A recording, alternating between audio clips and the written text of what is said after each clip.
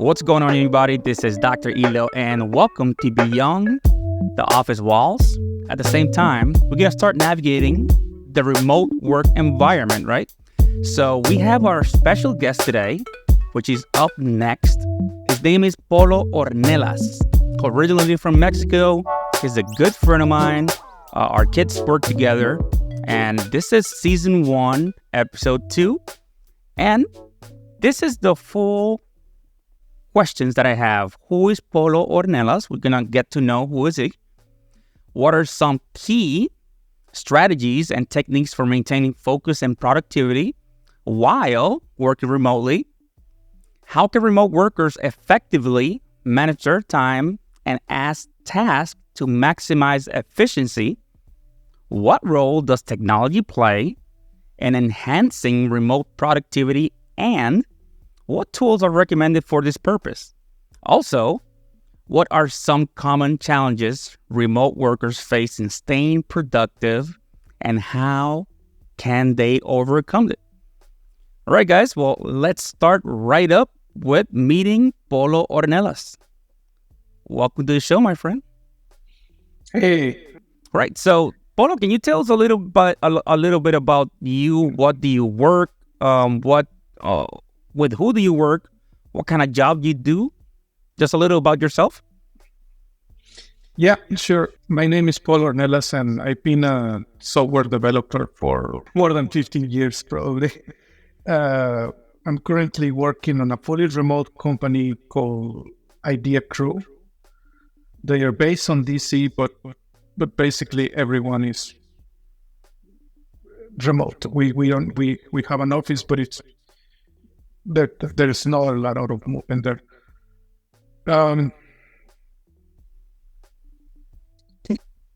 That's what I've been doing, software development. Awesome. So, yeah, the good thing about this type of companies is that it doesn't matter where you come from, and you can actually hire different talent from around the world, which is pretty cool, right? You can hire anybody. So the headquarters are basically just a small place for them, probably call it their physical address, I guess, right? So it doesn't really matter if where people come from or work from. It's just a matter of, hey, this is our physical address. Maybe it's a P.O. box. Who knows? Yeah, I mean, I've been there, so I know it's not a PO box. It's true. It's true. It's true. Yeah, it exists, and it has chairs and everything. In fact, they recently downsized it, and this chair, and they give it to me. Oh, very from the downsizing. And actually, on this particular company, you do need to be on the US, but you can be anywhere in the US. I have been in others that you were right. There's no restrictions on country, but this has a restriction. Okay, it's easier for them to do all their paperwork. That's pretty much so they don't have to hire people from different areas and adhere to different laws from different places, probably. Which, yeah, in real, how do you enforce that? But yeah, that's a topic for a whole nother day. But Polo, let me start with the first question. What are some key strategies and techniques for maintaining focus and productivity while working remotely? What do you do for that? Yeah. I think the most important thing for me is that I have a place for doing this. I mean, I'm not on a shared space like the living room or on a bedroom or something. I have my own space that simplifies everything. Because, for example, I obviously got breakfast and I start working. But when I start working, I don't usually go back to the shared areas until lunch. And then obviously at the end of the day. But having this separate structure between what is the shared areas or the living areas of the house and technically the office, that it's not an office, is actually another room. You can see that there is a TV here and a piano for my kid, but it's like the work setting, right? Yeah, I'm the same way actually. I have one of the bedrooms I converted into a studio, and it's half studio, and obviously it's half work. I have a desk, a stand-up desk and everything, so I can actually work. And I get tired of being sitting down, not gonna lie. And I do walk around a lot, which I shouldn't be doing, but I get tired of being in the same spot. So I do walk around the apartment a lot. But ultimately, when I do have a meeting or anything, it's just close the door. And this environment, it's here. So, so to help me out. I'd rather work here than at work. At work, I get a lot of distractions. Everybody wants to drink coffee all the time for some reason, which I love coffee, but Jesus Christ, Starbucks is not coffee. That's a treat. So yeah, I do the same way. But I do walk a lot more. As a matter of fact, I did buy a floored treadmill that goes under my couch or whatever. I put it there, and then I would take it out and walk. It has like a 5% incline, and I just walk. And that's helped me a little bit maintain myself inside a space. But if not, I'll just walk around. But yeah, usually I try to stay here as much as I can until lunch. If not, my wife knows when I'm walking around. It's like she hears me all around. Another thing that I think it helps a lot, it's the headphones. Oh yeah. You really need a good set of headphones. I mean, it's probably different from every work, but at least for creative work, I always listen to music. So, Me too. Noise cancellation is your best friend. Yeah, I do use a lot of music too. I just for some reason there's a channel on YouTube. They have lo-fi. I love lo-fi music all day, unless I have a meeting, right? I'll turn it down, but it helps a lot. It helps cancel the cutting grass, the steps from. I live in an apartment, from the steps from above. So yeah, it kind of works out. That's true. All right, so Polo, the next question: how can remote workers efficiently or effectively manage their time and tasks to maximize the efficiency? A lot of people believe, or a lot of people think that routines and set hours, it's the way to go. I'm gonna be honest with you, I don't follow routines a lot, so I can deal with that. I don't have issues. The only routine that I have is I always have like stand up in the morning, so it's usually at 9:50 when I meet with the team and I figured out what they're going to do. I mean, this is agile. If any of you have been doing stand ups, is basically what you're doing, what you're planning to do, and if you have problems to do it. But that's usually my routine. I usually need to attend like 2 or 3 stand ups because I have a little teams across. But yeah, it's having these meetings. They are very good. I'm not gonna lie to you. Also, having flexibility of hours is really good, and the place where I work, you can do it. Basically, what I'm trying to do. So, for example, sometimes I have these big peer reviews. Peer reviews are usually time consuming because you have to look other people work and think if it's going to work or not. So what I sometimes do is I keep these peer reviews when sometimes I do it outside hours. What this flexibility gives me is I can do another when I for example I need to go to the doctor. I keep pushing these code reviews. What I'm trying to say with all of this is, how come you maximize efficiency by choosing what is critical? That's what I'm trying to say. Sometimes criticality is in you, in your work. Sometimes criticality could be something at home. But by choosing what is critical, I think it's a very important task when you're working from home, because you need to deal with all of this stuff at the same time. Yeah, and flexibility is your friend if you are an organized person. If you're not organized, flexibility could be a distraction. So yeah, it helps out. Yeah, having a how do you say that, like a task list for the day also, that works when I really busy, and sometimes I have to do things, so I just old style post-its. What I have to do. They work. They Always work. works. They work. They sure work, and sometimes they work better than some electronic devices because I've missed alarms that I put for myself to do. I don't know. Sometimes I do Pomodoro, whatever it's called, that tactic, and I do like 45 and then 15. 45 working, 15 just going for a walk in my mind. But sometimes I just forget, or sometimes I have too much work.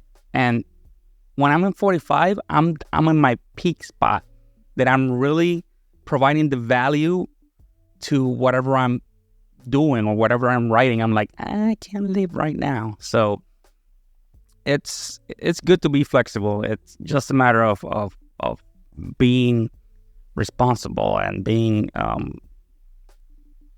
good with it, not being wild with it. Just don't be flexible, and then at night don't do the peer reviews. That's what I'm saying. All right, so yeah, we're pretty much alike. I like that because and at least I know in your line of work there needs to be a lot of flexibility because clients obviously change stuff last minute. They love doing that in project management. And that's exactly what I do. Mine doesn't change that much, but when my stuff changes, it's really significant. It derails the whole project. So flexibility is a good thing. All right. So what role does technology play in enhancing remote productivity, and what tools are recommended for this purpose? And please go wild with this one because I know you are a technology lover and you have a lot of stuff that I've seen you do. Use with your iPad and with the Raspberry, and you've done so many things that I've tried, but I do work for the federal government, so there's some stuff I can't do. But yeah, go wild on it. It's very important. I mean, without technology, we wouldn't be able to have this remote work. The most important part, obviously, your computer. Right now, I have one provided by the company. It's basically top of the line M1 that never fails. I mean, I'm usually a Mac person. Second choice will be Linux, and third choice will be Windows. But yeah, it's up to you. Sounds like a programmer right there, right? Yeah. You need to be. I mean, to be able to work remotely, you need to be like technology should be like your second nature. You need to live it. If you don't like it, you will hate it. But if you like it, you will simply love it. I mean, besides the usual tools from the school, like for example, Slack. Slack is probably also a game changer when all of this. And I believe the most powerful thing of Slack is the search. I have used also Teams, and the search of Slack. I mean, it's simply, you can find anything there. And if you try to search something in Teams, you will not find anything. That's obviously, I mean, the most important one. For doing personal stuff, I always have also my iPad close to me. It's like everything else. I mean, you always have e-message. I just choose my iPad. I also try to do this separation, right? The computer of work is always computer of work, so I don't have anything personal here, so I just switch to my iPad if I need to do anything personal. Yep. That also helps, obviously, with productivity because I can separate. There is also another one that it's I really like to say in this podcast.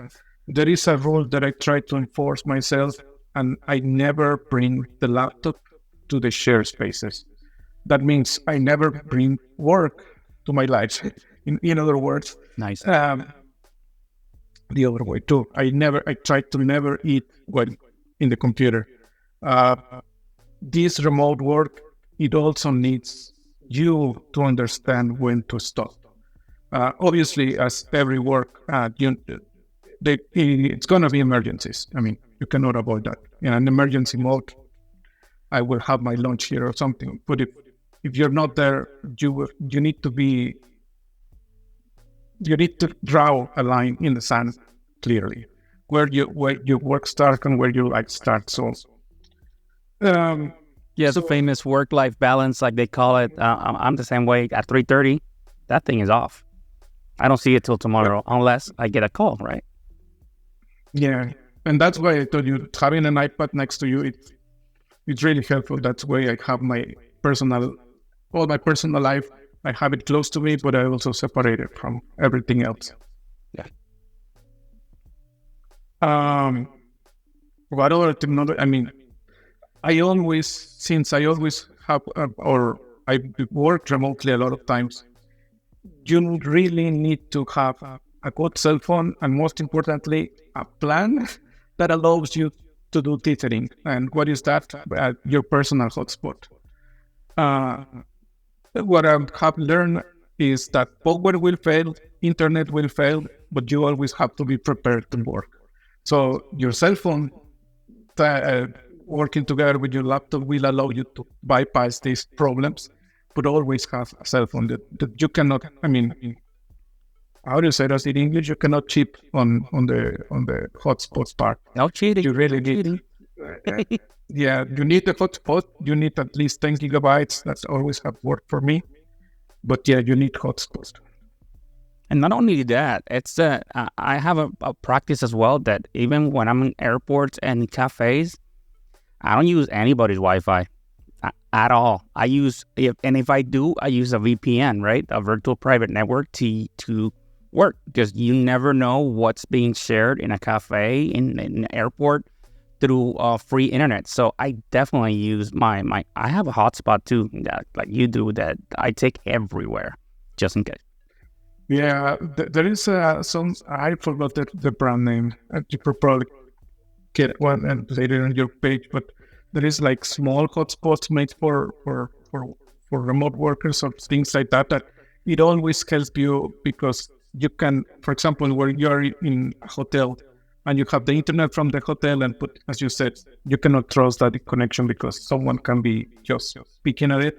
So these hotspots are designed for that. You can quickly convert your internet, and they have a built-in VPN client. And in my house, I can also tell you need to get a good router. So basically what I'm trying to say, I have my own VPN at home, so I just use that router to connect to my home, and everywhere I go, I have a secure connection. I will give you the names of the routers in a second. Yeah, around here. I use the Nighthawk, and it does have a self. It has a, what is it? It's just IPsec. I think it uses for its own It forms its own VPN, and then it's like a firewall. IPsec is a little insecure. They can be broken. Oh, by now you need to change that. Oh, I need to. Oh, yeah. So I'll use something. You need to either use OpenVPN or WireGuard. WireGuard, yes. Yeah. That's what I use for my VPN. I do have a VPN, but in my computer, I use WireGuard with this computer itself. So I need to secure it. We got some work, brother. Oh, yeah. Yeah, you need to change that. So the small routers that I told you, they're called GL.inet. They have a complete line just for remote workers, and they are amazing. In my home, I only use Asus. There is a big reason for that. The firmware or the software that runs the router is open source, and there is already a variant that it's called Merlin, like the wizards. Merlin Asus, I don't remember the name. And it gives you a customized firmware for all your needs. And most importantly, it doesn't call Asus. So it doesn't call home. I mean, you have seen the news that some internet gadgets stop working because the server stopped working. Oh. with the tweaks that you can do with the Asus, you can avoid any kind of issues. You can have your private VPN working on your home. You also have, when you finish work, they also provide it's called quality of service in networking. Oh, Basically, you can prioritize your computers. So obviously, there's times when I have my kids here, my wife here, so I have to put my computer has higher priority, yeah. and then you can start. Yeah, Facebook is not going to take over. We have a hierarchy. Yeah, and also they have like a switch, like hot buttons or hotkeys. Then you can flip around all of the rules when you finish. So, for example, you finish work 6 p.m., you change the priority of the QoS, and now the PlayStation has everything. That's important. Okay. So always have a very good router. My advice is always use Asus.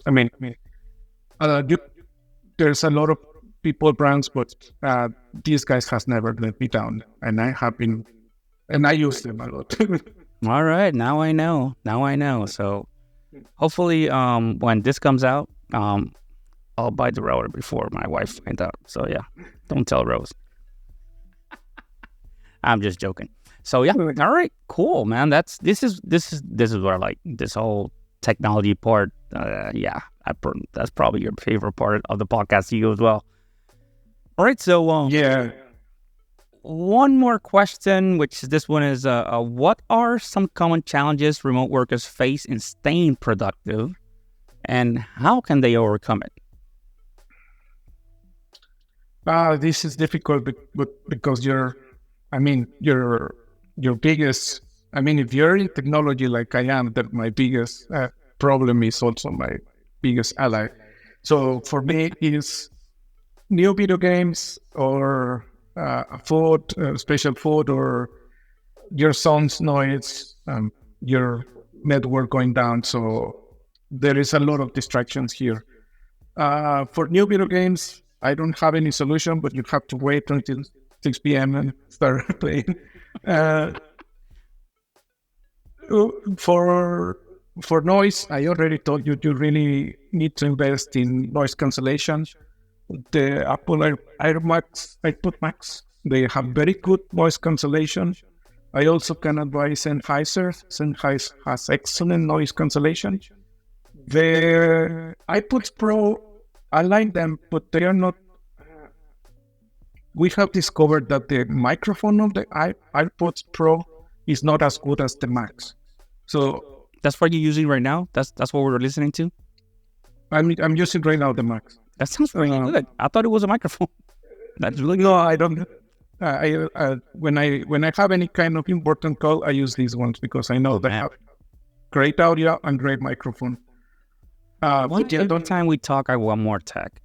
Why does this happen every time we have a conversation? And they are expensive, but they are sometimes in sale, especially in Amazon. Yeah. They usually cut down.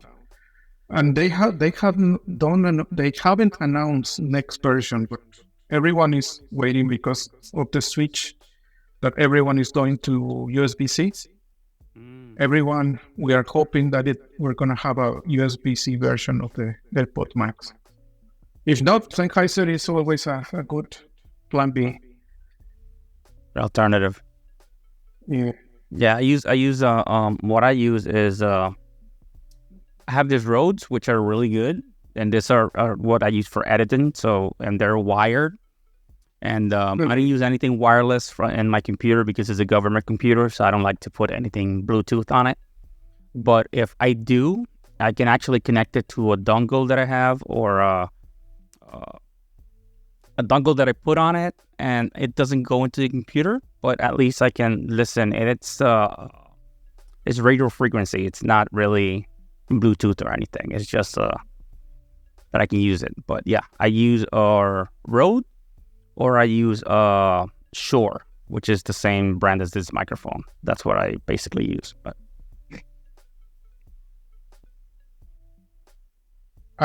sorry, if you're using proprietary wireless technology, They are usually done encrypted, so don't trust them a lot because I can just bring another one from the same brand and I can listen what you're listening to. I'm in trouble today. Oh God. Oh yeah. I'm using cable.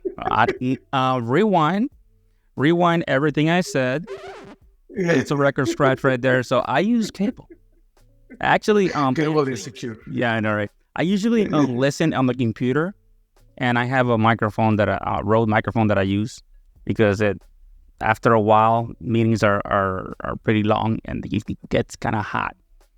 But usually if there's nobody here, if there's people here, obviously I need to put my headphones on anyway. So yeah, long meetings is a problem. Are a problem. Sorry, and yes, this one gets a little bit hot on meetings. I usually have to relax after, but I mean it's part of life, work life. I know it's part of the work life. All right, Paul. So do you have any more recommendations for us before we finish this podcast? Which is, damn, it's been really quick. We've been talking, and it felt quick. It's been 30 minutes, which wow. Yeah. I already told you most of the things that I wanted to tell you, and especially try to keep your life separated. It's really important because, I mean, a lot of people, how do you say that, experience this remote work in COVID time. Mm-hmm. But yeah, the minds they were starting blurring because I started getting emails at 4 a.m. and and things crazy like that, right? And trying to call you at 9 p.m. But I think on the believe it or not, I'm an iPhone guy, but I know Android has a feature that it's called like work screens. I don't remember exactly the name, but you can basically disable everything related to work past 1 hour. And it was a great, amazing feature that I used to have when I tried Android for a couple of months. On the iPhone, You're like me. it depends. Yeah, I will test everything. I'm thinking I'm testing. I'm waiting for the third version of the Surface, the cell phone. Mm-hmm. I want to try that one because it's looking interesting. Which out, guys? 59 days. Yeah. 2 months. Oh, I forgot what I was saying. Oh, for iPhone, there is a new feature that it just appeared when you switch. Like there is the what is it called? The profile? You can see noise. Let's have one. Whenever I have a feature that. When you set like the mode, like do not disturb and things like that. Okay. The personal do not disturb. Yes, that one. There is a way to configure that one to hide also one page. So what I do is I have one page, one with all my personal apps, and one page to another to the work apps. It's not as cool as the Android one, but it's good. It's good enough. Close enough. But it's not as good as the other one because you're actually there is. For example, I don't use iPhone. I use Garmin. When you don't get notifications if you are in another profile that it's not the normal. So it's a big problem. In the iPhone, the way that I told you, you need to set up another like profile, and it will don't show a page. But technically speaking, I would not get notifications to my phone, so I cannot use it that easily. Probably you use Apple Watch, I believe. So yeah, I do. But I don't get them. So I stopped using that feature because it was not good enough for me. iPhone needs a work mode like Android.